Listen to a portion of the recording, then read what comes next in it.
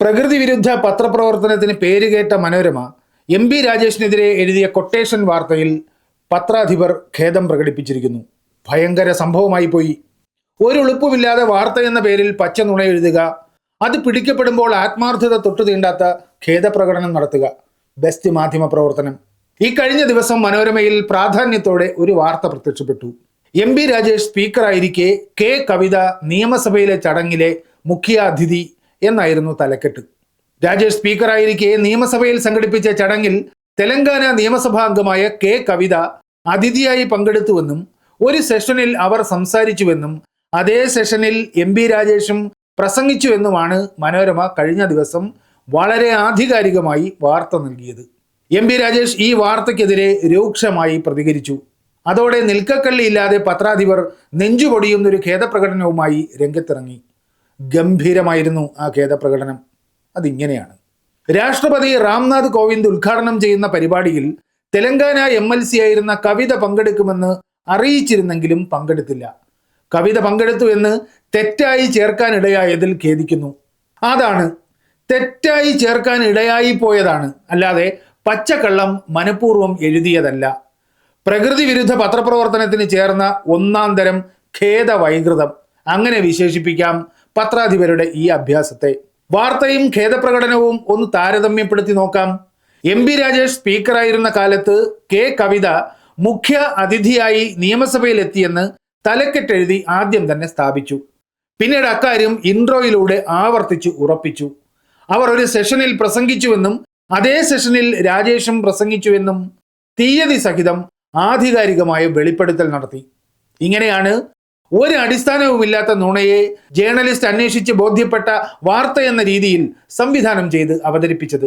അത് അപ്പടി നുണയാണ്, പെരും നുണ, പച്ചക്കള്ളം. അതേക്കുറിച്ചാണ് ഈ പത്രാധിപരുടെ ഓഞ്ഞ ഖേദാഭാസം. തൻ്റേതല്ലാത്ത കാരണത്താൽ 4 കുട്ടികളുള്ള സൽസ്വഭാവിയായ ചെറുപ്പക്കാരൻ എന്നൊക്കെ പറയുമ്പോൾ ഒരു പ്രയോഗം. മനഃപൂർവ്വം മെനഞ്ഞു പ്രസിദ്ധീകരിച്ച പച്ചക്കള്ളമാണ് ആ വാർത്ത. അത് തെറ്റായി ചേർക്കാൻ ഇടയായി പോയതാണ് എന്നൊക്കെ മെഴുകിയാൽ ആര് വകവയ്ക്കുമെന്നാണ് മനോരമ പത്രാധിപർ ധരിച്ചു വെച്ചിരിക്കുന്നത്. വലിച്ചാൽ നീളുകയും വിട്ടാൽ പൂർവ്വസ്ഥിതിയിലാവുകയും ചെയ്യുന്ന ഈ റബ്ബർ നിഷ്കളങ്കത മലയാളികൾ എത്രയോ കാലമായി കാണുന്നു സർ. മനോരമയുടെ പത്രപ്രവർത്തനം UDF-നുള്ള കൂട്ടിക്കൊടുപ്പും അവരുടെ ഓഫീസുകൾ പടുകൂറ്റൻ മാധ്യമ വ്യഭിചാരശാലകളുമാകുന്നത് എങ്ങനെയാണ് എന്ന് നോക്കൂ. അതറിയാൻ നാം ഇപ്പോൾ ഈ ചർച്ച ചെയ്തുകൊണ്ടിരിക്കുന്ന വാർത്തയുണ്ടല്ലോ, അതിന് തൊട്ടു മുകളിലുള്ള മറ്റൊരു വാർത്ത കൂടി നോക്കണം. ഒയാസിസിനെ ക്ഷണിച്ചിട്ടില്ല, കവിതയെ അവസാനം കണ്ടത് 2019 എന്ന തലക്കെട്ടിൽ എം.ബി. രാജേഷിന്റെ വിശദീകരണമാണ് ആ വാർത്ത. 2019 ഡൽഹിയിൽ വെച്ചാണ് കവിതയെ കണ്ടതെന്നും 6 വർഷമായി സംസാരിച്ചിട്ട് പോലും ഇല്ലെന്നും രാജേഷ് വ്യക്തമായി വിശദീകരിക്കുന്നതാണ് ആ റിപ്പോർട്ട്. എം.ബി. രാജേഷിന്റെ ഈ വിശദീകരണം തെറ്റാണെന്ന് സ്ഥാപിക്കാൻ മനോരമ സ്വന്തം നിലയിൽ നടത്തിയ കൊട്ടേഷൻ പണിയാണ് ആ വിശദീകരണത്തിന്റെ തൊട്ടു താഴെ എഴുതി വെച്ച നാം ചർച്ച ചെയ്തുകൊണ്ടിരിക്കുന്ന പച്ചക്കള്ളം. ഉത്തരവാദിത്തപ്പെട്ട ആരോടും അന്വേഷിക്കുകയും സ്ഥിരീകരിക്കുകയും ചെയ്യാതെ 2022 മെയ് 26, 27 തീയതികളിൽ കെ കവിത നിയമസഭയിൽ വന്നുവെന്നും പ്രസംഗിച്ചുവെന്നും ആ വേദിയിൽ രാജേഷും പ്രസംഗിച്ചുവെന്നും മനോരമ വാർത്ത മെനഞ്ഞു. പ്രതിപക്ഷ നേതാവ് വി.ഡി. സതീശന് വേണ്ടിയുള്ള ഒരു സിമ്പിൾ കൂട്ടിക്കൊടുപ്പ്. സതീശൻ ഉന്നയിച്ച ബ്രൂവറി ആരോപണത്തിന് എരിവ് കൂട്ടാൻ മനോരമ സ്വന്തം നിലയിൽ ചേർത്ത മസാലയാണ് കെ കവിതയെ സംബന്ധിച്ച വാർത്ത. സംശയത്തിന്റെ പുകമറ തുടർ വാർത്തകളിലൂടെയാണല്ലോ നിലനിർത്തേണ്ടത്. അതിനുവേണ്ടി നുണയെഴുതലാണല്ലോ മനോരമയുടെ ധർമ്മം. വി.ഡി. സതീശൻ എം.ബി. രാജേഷിനെതിരെ പെരുങ്കള്ളം ആരോപണമായി ഉന്നയിക്കുന്നു. എം.ബി. രാജേഷ് അത് കാര്യകാരണ സഹിതം നിഷേധിക്കുന്നു. രാജേഷിന്റെ വിശദീകരണം തെറ്റാണെന്ന് സ്ഥാപിക്കാൻ മനോരമ സ്വന്തം നിലയിൽ പച്ചക്കള്ളം വാർത്തയായി നൽകുന്നു. പച്ചക്കള്ളം പറയുന്നതാണ് പ്രതിപക്ഷ നേതാവിന് രാഷ്ട്രീയ പ്രവർത്തനം. അതിന് ഊന്നുവടിയായി വേറൊരു പച്ചക്കള്ളം വാർത്തയായി പ്രസിദ്ധീകരിക്കലാണ് മനോരമയെ സംബന്ധിച്ച് പത്രപ്രവർത്തനം. ഇത് രണ്ടും ചേരുന്നതാണ് UDF-ന്റെ രാഷ്ട്രീയ പ്രവർത്തനം. മാധ്യമ പ്രവർത്തനത്തിന്റെ അംഗീകൃത രീതിശാസ്ത്രം അപ്പാടെ ലംഘിച്ചുകൊണ്ട് മനോരമ നിർമ്മിക്കുന്ന ഇത്തരം വാർത്തകളും വിശകലനങ്ങളുമാണ് പ്രകൃതി വിരുദ്ധ മാധ്യമ പ്രവർത്തനമായി മാറുന്നത്. സ്വാഭാവികമായ റിപ്പോർട്ടിംഗ് രീതിയല്ല മനോരമ പിന്തുടരുന്നത്. എം.ബി. രാജേഷ് ഉത്തരവാദിത്വത്തോടെ നിഷേധിച്ച കാര്യം അങ്ങനെ അല്ല എന്ന് വാർത്ത കൊടുക്കണമെങ്കിൽ എല്ലാ പഴുതുമടച്ച അന്വേഷണം ലേഖകൻ നടത്തിയിരിക്കണം. പല സോഴ്സുകളുമായി ബന്ധപ്പെട്ട് വിവരം സ്ഥിരീകരിച്ചിരിക്കണം. മന്ത്രി പറഞ്ഞത് തെറ്റാണെന്ന് സ്ഥാപിക്കാൻ ലഭിച്ച വിവരം ശരിയാണെന്ന് ആവർത്തിച്ച് പരിശോധിച്ച് ഉറപ്പുവരുത്തിയിരിക്കണം. അങ്ങനെ ഒരു പണിയെടുക്കാതെയാണ് ഈ വാർത്ത ലേഖകൻ എഴുതിയത്. ലേഖകനോ മേപ്പടിയാന്റെ തലയ്ക്ക് മുകളിലുള്ള ബ്യൂറോ ചീഫോ എഡിറ്ററോ ഒന്നും അങ്ങനെ ഒരു പണിയെടുത്തിട്ടില്ല. അതുകൊണ്ടാണ് തെറ്റായ വിവരം ചേർക്കാൻ ഇടയായി എന്നൊക്കെയുള്ള അങ്ങേയറ്റം പരിഹാസ്യമായ ഖേദപ്രകടനം പത്രാധിപരുടെ പേരിൽ പ്രത്യക്ഷപ്പെട്ടത്. യഥാർത്ഥത്തിൽ പത്രാധിപർക്ക് ഖേദമൊന്നുമില്ല. കാലം സോഷ്യൽ മീഡിയയുടേതായതുകൊണ്ടും എം.പി. രാജേഷിന് കടുത്ത ഭാഷയിൽ വിശദീകരണം എഴുതാൻ നല്ല റീഡർഷിപ്പ് ഉള്ളൊരു ഫേസ്ബുക്ക് പേജ് ഉള്ളതുകൊണ്ടും പഴയതുപോലെ ഏകപക്ഷീയമായി നുണയെഴുതി മനോരമയ്ക്ക് മുന്നോട്ട് പോകാനാകില്ല. അതുകൊണ്ട് ഇത്തരം ഖേദപ്രകടന നാടകം കളികൾ വേണ്ടിവരും.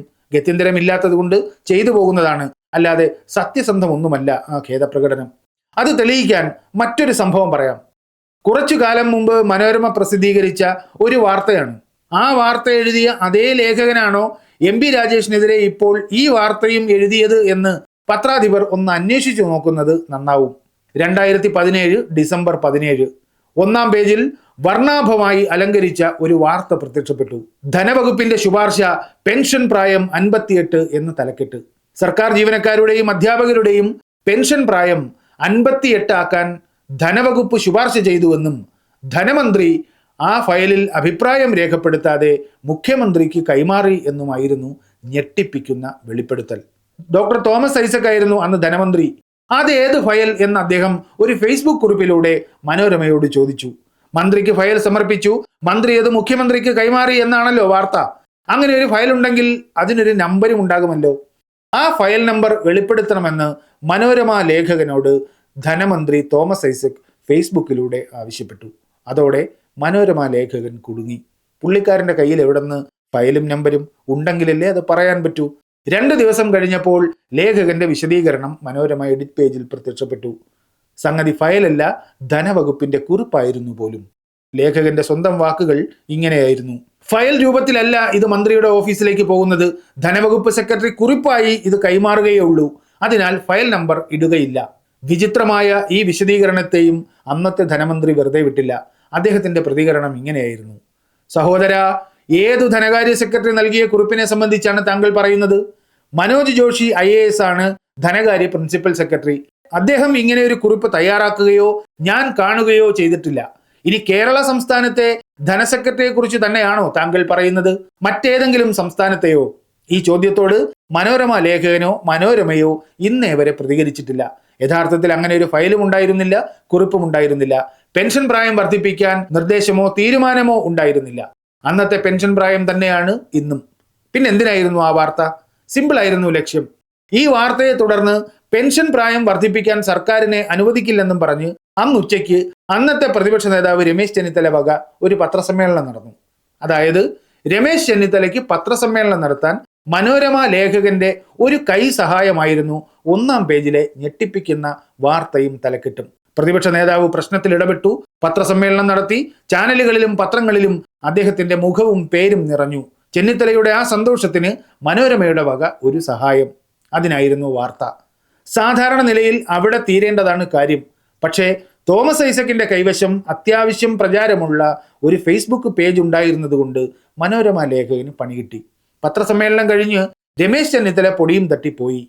പക്ഷെ നുണ എഴുതിയ ലേഖകൻ മെഴുകലോട് മെഴുകലുമായി 2 ദിവസം കസ്റ്റഡിയിൽ നിൽക്കേണ്ടി വന്നു. ഇപ്പോൾ സംഭവിച്ചിരിക്കുന്നതും ഇതുതന്നെ. ഇന്നത്തെ പ്രതിപക്ഷ നേതാവ് VD സതീശൻ മന്ത്രി എം.പി. രാജേഷിനെതിരെ പ്രചരിപ്പിക്കുന്ന പെരും നുണകൾക്ക് ഊന്നുവടിയുമായി മനോരമ ലേഖകൻ ഇറങ്ങിയതാണ്. ഇക്കുറി പക്ഷേ ബൈലൈൻ വെച്ചിട്ടില്ല. പെൻഷൻ പ്രായം 58 ആക്കുമെന്ന് പ്രവചന വാർത്ത എഴുതിയ അതേ ലേഖകൻ തന്നെയാണോ ഇപ്പോഴത്തെ പ്രതിപക്ഷ നേതാവിനെ സഹായിക്കാനും രംഗത്തിറങ്ങിയത് എന്ന് വായനക്കാർക്ക് ന്യായമായും സംശയിക്കാം. റിപ്പോർട്ടിംഗ് ശൈലി ഏതാണ്ട് അതുതന്നെയാണ്.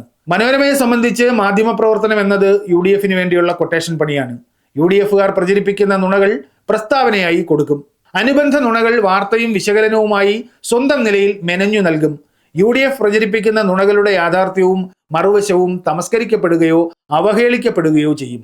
മറുഭാഗത്തിന്റെ വിശദീകരണങ്ങൾ പ്രസിദ്ധീകരിച്ചേ തീരൂ എന്ന് വന്നാൽ എഡിറ്റ് ചെയ്ത് നാശമാക്കി പത്രത്തിലെ അപ്രധാന പേജിന്റെ മൂലയ്ക്ക് തള്ളും. ഇങ്ങനെയൊക്കെയാണ് മലയാളത്തിന്റെ സുപ്രഭാതം എത്രയോ കാലമായി മാധ്യമപ്രവർത്തനം നടത്തുന്നത്. മലയാളത്തിന്റെ പെരുനുണ എന്നാണ് ഇപ്പോൾ പത്രത്തിന്റെ ടാഗ് ലൈൻ തന്നെ. ഈ വാർത്ത പൊളിഞ്ഞെന്ന് കരുതി നുണയെഴുത്ത് മതിയാക്കുന്നതല്ല മനോരമയുടെ പ്രൊഫഷണലിസം. M P Rajesh കരുതിയിരിക്കുക.